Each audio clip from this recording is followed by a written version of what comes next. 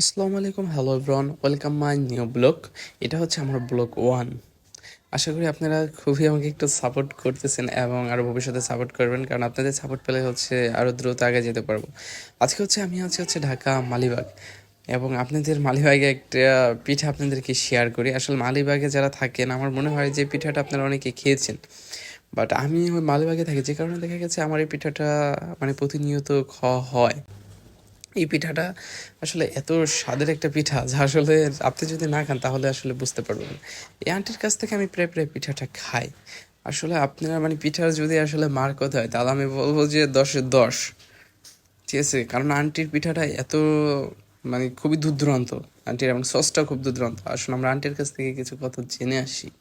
আপনি এখানে কতদিন ধরে এই দোকানটা দিচ্ছেন? প্রায় 4 বছর।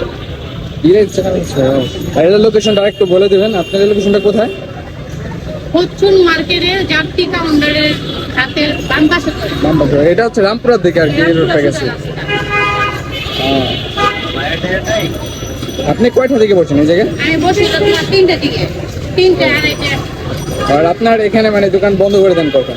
বন্ধ করি হলো রাতে 8টা, সাড়ে 8টা, 9টা, ঠিক নাই, শেষ হলে বন্ধ করি। আর শেষ হলেই বন্ধ করে দেন? হ্যাঁ। প্রতিদিন কি রকম মাল আনেন? অল্প আনে, কারণ তো রাস্তায় জ্যাম যে, এই যে মনে করবেন আলু ভাজা দেন তো।